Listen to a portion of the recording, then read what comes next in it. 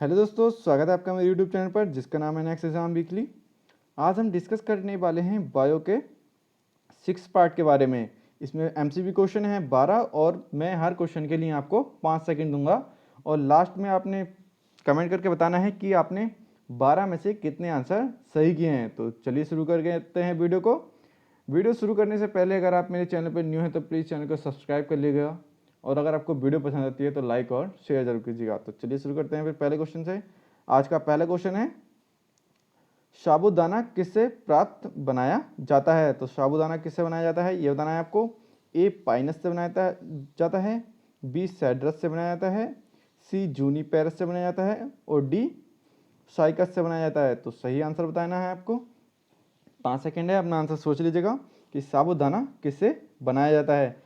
ए Pinus से, B सैड्रस से, सी जूनीपेरस से और डी साइकस से। तो अपना सही आंसर आपने सोच लिया होगा। अब मैं इसका करेक्ट आंसर बताता हूँ। इसका करेक्ट आंसर होगा साइकस, यानी कि इसका डी आंसर सही है। तो साबूदाना किससे बनाया जाता है, साइकस से बनाया जाता है, यानी कि इसका डी आंसर सही है। नेक्स्ट क्वेश्चन, फलों का सॉरी फलों का अध्ययन कहलाता है। तो फलों का अध्ययन क्या कहलाता है। ए फिनोलॉजी, बी पोमोलॉजी, सी एग्रोस्ट्रोलॉजी और डी एंथोलॉजी। तो सही आंसर अपना सोच लीजिएगा कि आपके हिसाब से क्या आंसर होगा।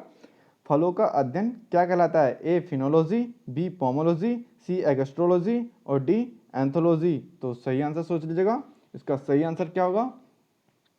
5 सेकंड है, तो आपने आंसर सोच लिया होगा। इसका करेक्ट आंसर बताता हूँ। इसका करेक्ट आंसर होगा पोमोलॉजी, यानी कि इसका बी आंसर सही है। तो पोमोलॉजी फलों का अध्ययन कहलाता है, यानी कि इसका बी आंसर सही है। इंपॉर्टेंट क्वेश्चन है, याद रखिएगा।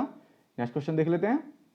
द्विनाम पद्धति के प्रतिपालक हैं। तो द्विनाम पद्धति के प्रतिपालक कौन हैं ये बताना है आपको। ए डार्विन, बी थियोफ्रैक्टस, सी लीनियस और डी हिप्पोक्रेटस। तो इसमें से कौन है ये बताना है आपको। 5 सेकेंड है, अपना आंसर सोच लीजिएगा कि द्विनाम पद्धति के प्रतिपालक कौन है। ए डार्विन है, बी थियोफ्रैक्टस हैं, सी लीनियस हैं और डी हिप्पोक्रेटस हैं। तो सही आंसर आपने सोच लिया होगा। अब मैं करेक्ट आंसर बताता हूँ। इसका करेक्ट आंसर होगा लीनियस, यानी कि इसका सी आंसर सही है। द्विनाम पद्धति के प्रतिपालक कौन है, लीनियस हैं, यानी कि इसका सी आंसर सही है। नेक्स्ट क्वेश्चन, जीवाणु की खोज सर्वप्रथम किसने की थी। तो जीवाणु की खोज सर्वप्रथम किसने की थी ये बताना है आपको। ए रॉबर्ट कोच ने, बी लुई पास्चर ने, सी ल्यूवेनहॉक ने और डी रॉबर्ट हुक ने। तो 5 सेकंड है, अपना आंसर सोच लीजिएगा कि आपके हिसाब से आंसर क्या होगा। जीवाणु की खोज सर्वप्रथम किसने की, रॉबर्ट कोच ने, लुईस पास्चर ने, सी ल्यूवेनहॉक ने और डी रॉबर्ट हुक ने। तो आपने आंसर सोच लिया होगा। अब मैं इसका करेक्ट आंसर बताता हूँ। इसका करेक्ट आंसर होगा ल्यूवेनहॉक, यानी कि इसका सी आंसर सही है। जीवाणु की खोज सर्वप्रथम किसने की थी, ल्यूवेनहॉक ने की थी, यानी कि इसका सी आंसर सही है। इंपॉर्टेंट क्वेश्चन है, याद रखिएगा। ये वही क्वेश्चन है जो हर बार एग्जाम में आए हुए हैं। और लास्ट में कमेंट सेक्शन में अपना ये बताना है कि आपने कितना स्कोर किया है। तो नेक्स्ट क्वेश्चन देख लेते हैं। जिन पौधों पर बीज बनते हैं किंतु पुष्प नहीं बनते लगते क्या कहलाते हैं। तो मतलब ये बताना है, जिस पे बीज बनते हैं किंतु पुष्प नहीं लगते हैं वो पौधे क्या कहलाते हैं।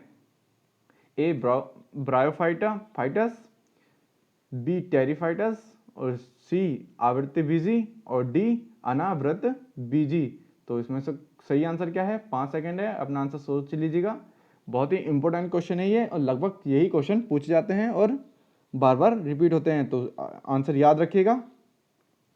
तो 5 सेकंड है, अपना आंसर बताइएगा। जिन पौधों पे बीज बनते हैं किंतु पुष्प नहीं लगते हैं क्या कहलाते हैं। ब्रायोफाइटस, बी टेरिफाइटस, सी आवृत्ति बीजी और डी अनावृत बीजी। तो इसका सही आंसर बताता हूँ। इसका सही आंसर होगा अनावृत बीजी, यानी कि इसका डी आंसर सही है। जिन पौधों पर बीज बनते हैं किंतु पुष्प नहीं लगते हैं क्या कहलाते हैं, अनावृत बीजी, यानी कि इसका डी आंसर सही है।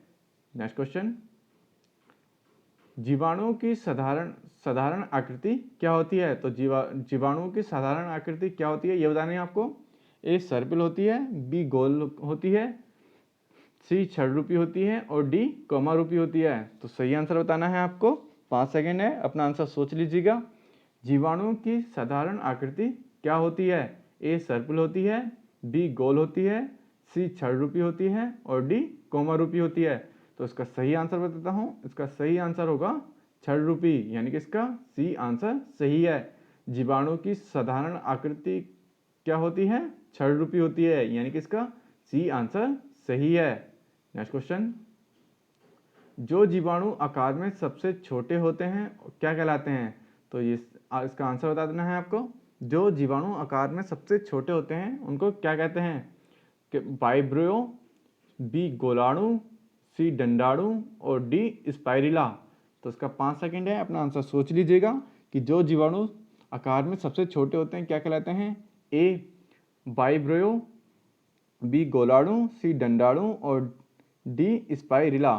तो उसका सही आंसर बताता हूँ, इसका सही आंसर होगा गोलाणु, यानी कि इसका बी आंसर सही है। जो जीवाणु आकार में सबसे छोटे होते हैं क्या कहलाते हैं? गोलाणु कहलाते हैं, यानी कि इसका बी आंसर सही है। नेक्स्ट क्वेश्चन, निम्नलिखित में से कौन सा रोग बैक्टीरिया से होता है? तो इसमें से कौन सा रोग है जो बैक्टीरिया से होता है, ये बताना है आपको। ए पीलिया, बी तपेदिक, सी चेचक और डी ये सभी। तो 5 सेकंड है, अपना आंसर सोच लीजिएगा कि इनमें से कौन सा रोग बैक्टीरिया से होता है। ए पीलिया, बी तपेदिक, सी चेचक और डी ये सभी। तो आपने आंसर सोच लिया होगा। इसका मैं करेक्ट आंसर देता हूँ, इसका करेक्ट आंसर होगा तपेदिक, यानी कि इसका बी आंसर सही है। तपेदिक रोग बैक्टीरिया से होता है, यानी कि इसका बी आंसर सही है। इंपॉर्टेंट क्वेश्चन है, याद रखिएगा। मानव की आंत में पाया जाने वाला जीवाणु क्या है? तो मानव की आंत में पाया जाने वाला जीवाणु क्या है, ये बताना है आपको। ए एसररीशिया कोलाई, बी कोरिनोबैक्टीरियम, सी वाइब्रियो क्लोरी और डी इनमें से कोई नहीं। तो इसका सही आंसर बताना है आपको। 5 सेकंड है, अपना आंसर सोच लीजिएगा कि मानव की आंत में पाया जाने वाला जीवाणु कौन सा है। एसररीशिया कोलाई, बी कोरिनोबैक्टीरियम, सी वाइब्रियो कोलेरी और डी इनमें से कोई नहीं। तो 5 सेकंड हो गए, आपने आंसर सोच लिया होगा। तो इसका सही आंसर बताता हूँ, इसका सही आंसर होगा एसररीशिया कोलाई, यानी कि इसका ए आंसर सही है। मानव की आंत में पाया जाने वाला जीवाणु कौन सा है? एसररीशिया कोलाई, यानी कि इसका ए आंसर सही है। नेक्स्ट क्वेश्चन, बायोटिक्स अधिकांशतः पाए जाते हैं। तो एंटीबायोटिक्स अधिकांशतः किसमें पाए जाते हैं, ये बताना है आपको। ए आवृत्ति बीजियों में, बी कवकों में, सी विषाणुओं में और डी जीवाणुओं में। तो एंटीबायोटिक्स अधिकांशतः किसमें पाए जाते हैं? 5 सेकंड है, अपना आंसर सोच लीजिएगा। आवृत्ति बीजियों में, बी कवकों में, सी जीवाणुओं में और डी जीवाणुओं में, सी विषाणुओं में। तो आपने आंसर सोच लीजिएगा। अब मैं सही आंसर बताता हूँ, इसका सही आंसर होगा जीवाणुओं में, यानी कि इसका डी आंसर सही है। एंटीबायोटिक्स अधिकांशतः किसमें पाए जाते हैं? जीवाणुओं में पाए जाते हैं, यानी कि इसका डी आंसर सही है। नेक्स्ट क्वेश्चन, निम्न में से सबसे छोटा जीव है, इनमें से सबसे छोटा जीव कौन सा है, ये बताना है आपको। 5 सेकेंड है, अपना आंसर सोच लीजिएगा। ए माइकोप्लाज्मा, बी ईस्ट, सी विषाणु, डी जीवाणु। तो सही आंसर क्या होगा कि सबसे छोटा जीव कौन सा है? 5 सेकंड है, अपना आंसर सोच लीजिएगा। ए माइकोप्लाज्मा, बी ईस्ट, सी विषाणु और डी जीवाणु। तो सही आंसर आपने सोच लिया होगा। इसका सही आंसर बताता हूँ, इसका सही आंसर होगा माइकोप्लाज्मा, यानी कि इसका ए आंसर सही है। माइकोप्लाज्मा सबसे छोटा जीव है। तो याद रखिएगा, बहुत ही इंपॉर्टेंट क्वेश्चन है, यानी कि इसका ए आंसर सही है। नेक्स्ट क्वेश्चन, और इस वीडियो का लास्ट क्वेश्चन है ये। और इस वीडियो के ख़त्म होते ही अपना स्कोर जरूर बताइएगा कि आपने कितने क्वेश्चन सही किए हैं। निम्नलिखित में से कौन सा रोग जीवाणु के कारण होता है? तो इनमें से बताना है कौन सा रोग जीवाणु के कारण होता है। ए पेचिस, बी हेजा, सी चेचक और डी इनमें से कोई नहीं। तो सही आंसर बताना है आपको कि इनमें से कौन सा रोग जीवाणु के कारण होता है। ए पेचिस होता है, बी हैजा होता है, सी चेचक होता है और डी इनमें से कोई नहीं। तो आपने आंसर सोच लिया होगा। अब मैं करेक्ट आंसर बता देता हूँ, इसका करेक्ट आंसर होगा हैजा, यानी कि इसका डी आंसर सही है। हैजा रोग जीवाणु के कारण होता है।